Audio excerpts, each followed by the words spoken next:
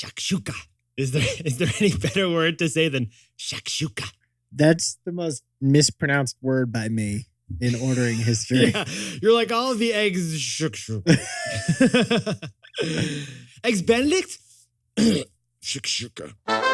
This is Nick. This is Jack. Welcome back. It is Tuesday, T-Boy Tuesday, January 17th. And today's pod is the best one yet. We got a T-Boy today. It's a T-Boy. Stocks just had their best week since November. Jack, how did you celebrate the wins? I got the classic Philly cheesesteak we used to get in college from Two Brothers Tavern. Yes, they cut off the loaf top and they stick the steak right in there. It's a hollow baguette, so it captures all the juices. It's incredible. It's less of a steak and it's more of an experience. How did you celebrate the wins out in Cali? Jack, we were popping Pinots up in Napa because we were popping Pinots up in Napa. That sounds about right. Happy 4-day work week. Jack, what's our first story for the pod? For the first time in ever, In-N-Out Burger is expanding to the East Coast. Because In-N-Out Burger does the opposite of every other burger. For our second story, everyone talks about Twitter and Instagram, but one social network is beating both. LinkedIn. They're getting no attention, but they're getting all the love. And our third and final story is JPMorgan Chase. They just announced their earnings.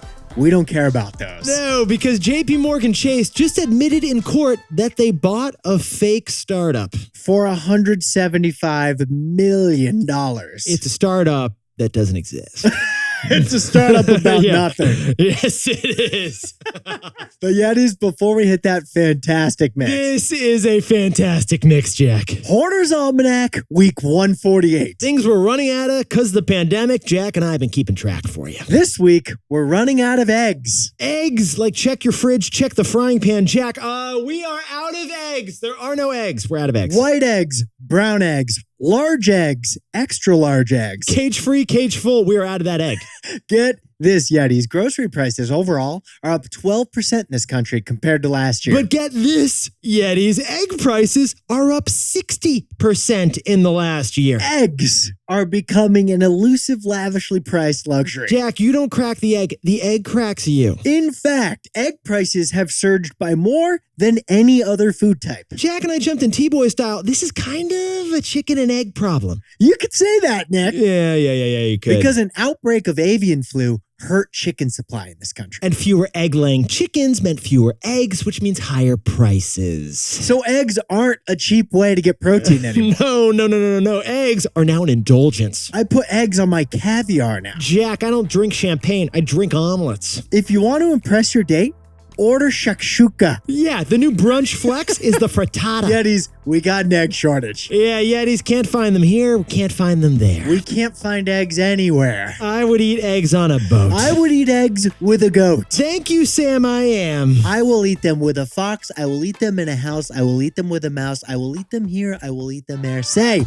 I will eat them anywhere. Let's hit our 3 eggs and ham. 15 years before this song, 2 boys from the Northeast met in the dorm. They had an idea that caused a cultural storm. It's the best one yet, but the best is the norm. Jack, Nick, that's it. I don't even think they need to practice. 50%, that's a fat tip. T-Boy City on your at list. If you know, you know, cause we ready to go. We can't wait no more, so just start the show. Start the show. For our first story, for the first time in the history of the bun, In-N-Out Burger is expanding to the East Coast. In-N-Out Burger completely threw away the rule book of the fast food industry. Okay, Yetis, when Jack and I both moved to the West Coast 4 years ago, we didn't really move to the West Coast until we'd sat down at an In-N-Out. Forget surfing, sun, and palm trees and the word hella. You're not a California citizen until you've had an In-N-Out Burger. You could rub avocado all over your body. It doesn't count till you've been to In-N-Out. Until you've had a double-double with onions. Yetis, In-N-Out Burger. It opened in 1948. It's a secretive family-run burger chain. This place has a cult following. And it serves milkshakes. Okay, you're going to walk in, you're going to want to get the double-double protein style. Or maybe order animal style, which is on their not-so-secret menu. Don't tell anyone. Tell everyone. This is Shake Shack, but with an extra smear of grease. Full disclosure, it's better than Five Guys. In-N-Out beats Five Guys. It really does. There's no question. It comes in like a wrapper that keeps the grease out of your hands but into your mouth. It's thoughtful. They've scaled the tater tot. But in the 74 years since they opened up in 1948, there's been one annoying quirk for Nick and A me. weird business decision. This company, In-N-Out, never opened a location east of the Mississippi. In fact, In-N-Out is only in 6 Western states. In fact, 3 out of 4 are just in California. Until now. Here's the news. In-N-Out Burger, for the first time in 74 years, is expanding east. They are investing $125 million for an Eastern headquarters in Tennessee and are going to open restaurants over here by 2026. In-N-Out is using the volunteer state as an outpost to explore the eastern frontier. They should hire the opposite of Lewis and Clark. Now, Yetis, this is where Jack and I got curious because this is a private company. They are run by the heiress to the In-N-Out fortune, Lindsay Snyder, who has a lot of tattoos. She is a devout Christian, and she's also a race car drag racer. In our research, we noticed a lot of similarities between In-N-Out and Chick-fil-A. As we said, this is a secretive private company, so they don't share their numbers. But Forbes, a few years ago,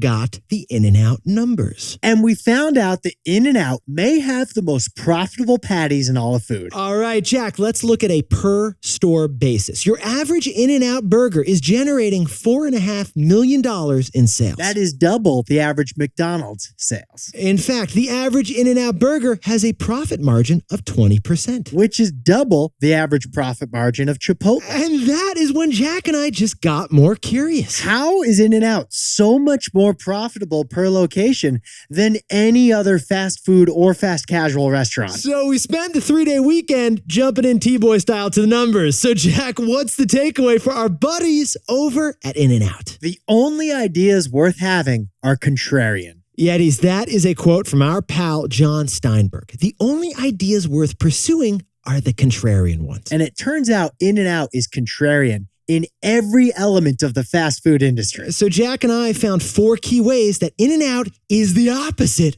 of the rest of fast food. And is therefore the most profitable patty of them all. First, Jack, McDonald's. They're selling 80 different menu items to reach a broad dining audience. In-N-Out only serves 15 menu items. The menu is super focused. It never changes. Number 2, every fast food chain relies on franchises to add more restaurants faster. But In-N-Out owns every location themselves, prioritizing quality control over growth. Number 3, every fast food chain leases locations to stay flexible in the short term. But In-N-Out owns its real estate to save money in the long term. And number 4, every fast food chain launches in cities to be where the most customers are. In-N-Out only opens in the suburbs by major highways where space is just cheaper to buy. Yeti's In-N-Out's contrarian ways have resulted in a better product and a more profitable patty. But Yeti's guac is always extra. That contrarian approach has sacrificed growth. Bestie's In-N-Out only has 300 locations and only does $1 billion in sales every year. It could be way bigger if In-N-Out had followed the fast food rulebook. But Jack and I bet that In-N-Out prefers its own recipe. For our second story, there is one social network that is subtly thriving right now.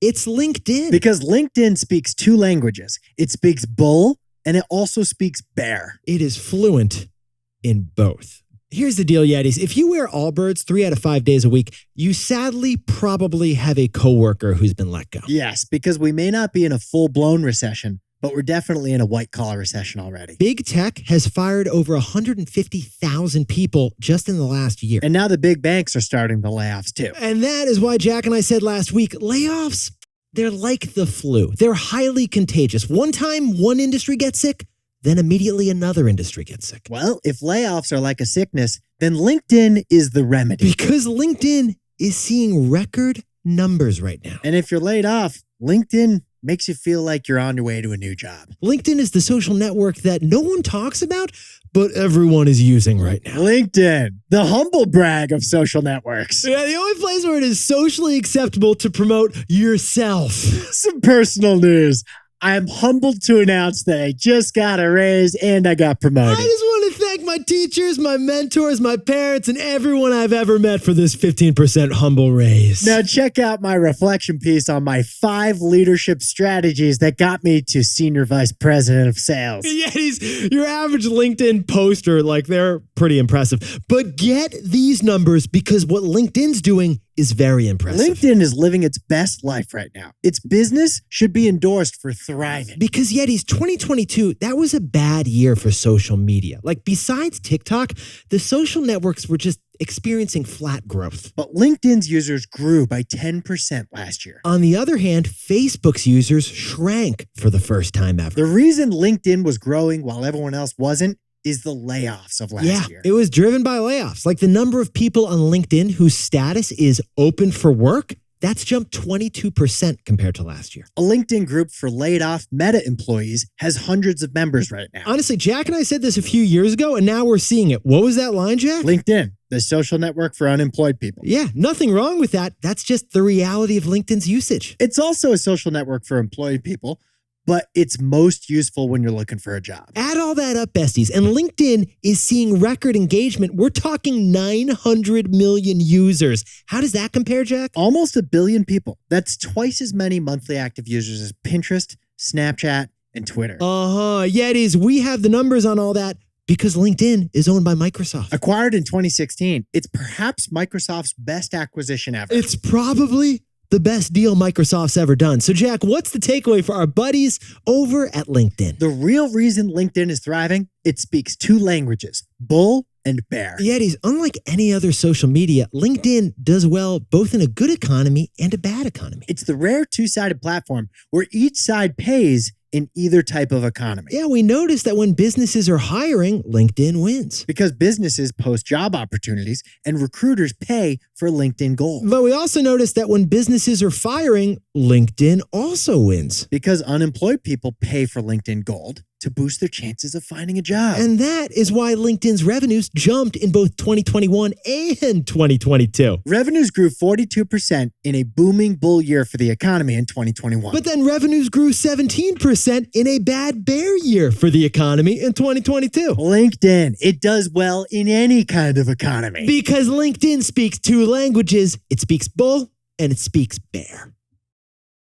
Now, a word about our sponsor, Robinhood. A lot of Yetis don't realize how much prep work goes into this pod. We spend hours every morning jumping in T-Boy style to earnings reports, CEO tweets, breaking news headlines. Yeah, Jack and I are toggling tabs like you toggled IM convos in 2004. Having 8 tabs open can be stressful. You don't need that, especially when investing. Robinhood offers it all in one app. Whether you want to trade options, ETFs, or stocks through Robinhood Financial, Or you want to buy some Bitcoin on Robinhood Crypto. you can do it all on the Robinhood app. If you're not investing in Robinhood yet, to get started, go to Robinhood.com/Tboy and choose your free stock. That's Robinhood.com/TBOY. Limitations apply. Robinhood Financial LLC, member SIPC. All investments involve risk. By the way, this podcast is not owned or part of Robinhood, and we are not employees of Robinhood. For our third and final story, JPMorgan Chase just spent $175 million for a fake company. Jamie? Jamie? Yetis, this shows that in due diligence, there must be a presumption of fakeness. Yetis, interesting business strategy here. And it actually started with the tobacco industry. Get them hooked while they're young. Yeah, the finance industry, they do it too. The finance industry wants to find creative ways to target college students. So JPMorgan Chase tried that. They wanted in on college loans. So in 2021, they acquired a company called Frank. Yes, Frank. It was a student financial aid startup that had 4 million accounts. Actually, they boasted 4 million accounts. 4 million accounts. Yeah, not too shabby. There So we go. JPMorgan Chase coughed up $175 million to acquire Frank. Jack, how much is that per an account? It's $43 per account. Well, Yetis, here's the news. JPMorgan Chase just shut down Frank. And sued the founder of Frank. Oh, and they accused Frank of fraud. This is a wild story. It's a wild story. JPMorgan Chase asked Frank's CEO to verify the 4 million accounts that they were about to acquire. And then the founder started stalling. The founder of Frank stalled because the founder of Frank needed to find those 4 million accounts. So she paid a professor 4 times the professor's normal consulting rate for a very shady job. Yeah, she told that professor, I need you to create 4 million fake accounts for me. I need 4 million usernames, 4 million passwords with 4 million fake account holders. Well, a couple weeks later, she came back to JPMorgan and said, hey, here's the info on all those 4 million accounts that you want to acquire. So they reached a deal. But after the deal, JPMorgan emailed those 4 million accounts. Yeah, they're like, hey, we're JPMorgan. We just acquired this company. We want to get to know you. And 72% of the emails bounced back. Yeah, that is when JPMorgan realized that those accounts they just bought were fake. All the email addresses, all the account holders, they were fake. They paid $175 million for a fake company. All of that is why JPMorgan Chase last week embarrassingly filed a lawsuit for fraud. Okay, we control F'd the whole lawsuit, and what did we find, Jack? Accusations of fraud 19 times. That's bad. Lying and lie 5 times. That's really bad. And 2 accusations of deceit. That's not good. This is embarrassing for JPMorgan Chase. How embarrassing is this, Jack? It's the corporate equivalent of sending money to a Nigerian prince. So, Jack, what's the takeaway for our buddy Jamie over at JPMorgan? Due diligence requires a presumption of fakeness. Yetis, who has the burden of proof? In the American justice system, the burden of proof is on the accuser. The accused is innocent until proven guilty. Like the founder of Frank, she denies the allegations and she's innocent until proven guilty in court. But when a company is being bought or being sold, there is a burden of proof on the buyer. The buyer must make sure that the thing they're buying is what it's said to be. And that's due diligence. That is doing the due diligence process. And with due diligence, you must start with a presumption of fakeness. It's only real if it's proven to be real. Well, the way Jack and I see it, in a world of digital product deals, due diligence is more important than ever to confirm the data and the metrics. That's why due diligence today means having a presumption of fakeness. Jack, can you whip up the takeaways to kick off the 4-day week? In-N-Out Burger is expanding east of the Mississippi. Finally. Because the only ideas worth pursuing are the contrarian ones. For our second story, LinkedIn is thriving as the ranks of unemployed grow. LinkedIn, it thrives in good economies and in bad. It speaks both bull and bear. And our third and final story is JPMorgan Chase. They're suing for fraud over their $175 million acquisition of an allegedly fake company. You gotta do the due diligence. And in due diligence, there must be a presumption of fakeness. Now, time for the best fact yet. This one sent in by Trent Miller from Edgefield, South Carolina. Georgia. It's the peach state. It's the peach state. South Carolina, on the other hand, that's the palmetto state. But did you know South Carolina actually grows more peaches than Georgia does? Okay, Jack, how many more peaches does South Carolina grow over Georgia? For every 1 peach Georgia grows and harvests, South Carolina does 3. 3 times as many peaches in South Carolina, South Kakalaki. Now, South Carolina does give Georgia credit. Georgia's been peach farming for longer. But South Carolina just responded with a LinkedIn post, Jack. Humbled to announce some personal news. We're destroying Georgia in peach production now. Oh, South Carolina. It is the humble peach state. The humble bragging peach state. Yeah, Chicago does logistics. South Carolina does fuzz. Yetis, you look fantastic to kick off the week. And Jack, would you like to come over for some Eggs Benedict? You paying? In this economy? HYHTBOY, that's how we share the pod, Yetis. Have you had the best one yet? If you know, you know. Nick and I, we'll see you tomorrow. Can't wait.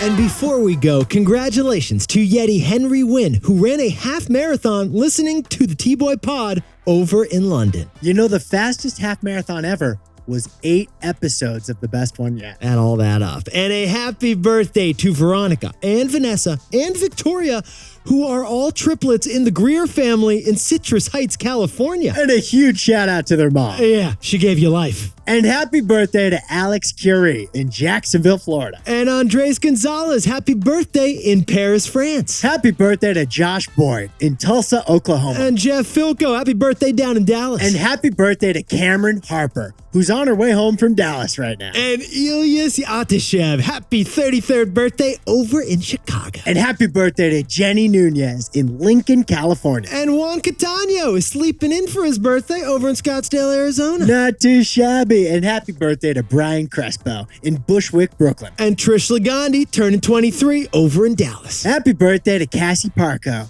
who's going to take all the Pinot before Nick, celebrating up in Napa. Just save a little bit. And Veronica Martinez and OG Yeti and Market Snacker, happy birthday in Phoenix. And to anyone else who's celebrating something today, make it a T-boy. Celebrate the wins.